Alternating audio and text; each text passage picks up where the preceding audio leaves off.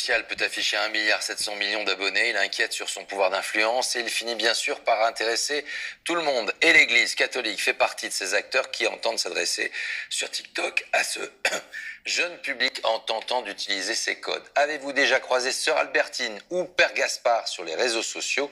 Marianne Buisson, Marie Petitjean, Steven Pichavon. C'est une rencontre inattendue entre Jésus-Christ et les réseaux sociaux. Une sorte de petit miracle. On les appelle les influenceurs cathos. Je crois que c'est bien parce que Jésus était le premier vrai influenceur. Des stars en soutane qui prêchent la bonne parole sur TikTok et Instagram, ça décoiffe. Je suis un chrétien et bien sûr de temps en temps je dis des saloperies. Je suis religieux. Bien sûr, je suis toujours dispo pour confesser. Mot du jour, bonjour. Alors, tuto mess numéro 2. But not least, I want to thank me. Salut mes petites sauterelles. Alors, aujourd'hui, c'est le retour du nouveau format Dr Love. Dr Love, alias frère Paul Adrien, l'étoile montante de ces nouveaux missionnaires. 550 000 followers, l'amour du prochain 2.0. Qu'est-ce qu'on peut avoir comme petits tips pour discerner si l'homme ou la femme avec qui on est, c'est l'homme de sa vie? Red flag, j'y vais pas, ou alors, c'est possible, ça peut matcher. Moi, dans ma tête, je me suis pas mis sur Internet pour être influenceur.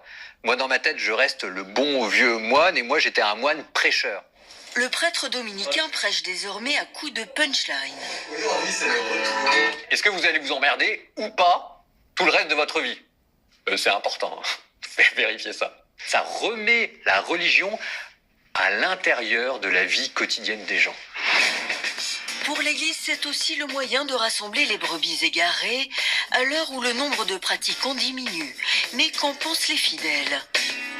Nina vient de se convertir, Clémence est catholique depuis toujours. Toutes deux trouvent réponse à leurs questions.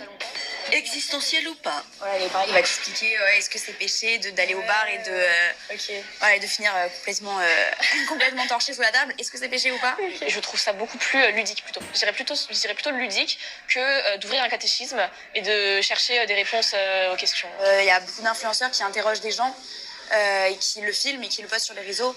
Et donc c'est un peu comme une discussion entre un fidèle et un prêtre, mais qui est partagée à tout le monde. Oui, ça peut être vécu un peu comme une confession à travers finalement les réseaux sociaux, c'est vrai.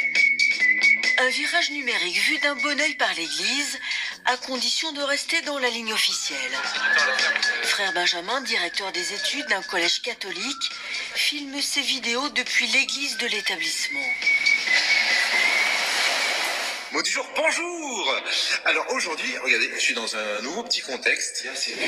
Tous les vendredis soirs, c'est en live qu'il échange avec une petite centaine de fidèles followers. Je reconnais Jésus, je l'aime vraiment d'un amour très très fort. Est-ce qu'on doit parler de ça? Et ne lui dites pas qu'il fait du prosélytisme. C'est pas du prosélytisme, c'est du partage de bons plans. Tous les mecs qui nous vendent des produits de merde, ils vont pas se poser des questions si c'est du prosélytisme ou pas. Nous, on vend pas de la merde, on parle de Dieu. On s'adresse pas qu'à un smartphone, on voit qu'il y a du monde derrière. C'est du réel. Même si on dit que c'est du virtuel, c'est quand même des vrais gens derrière.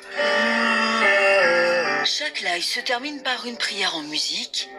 Les voix du Seigneur sont parfois surprenantes.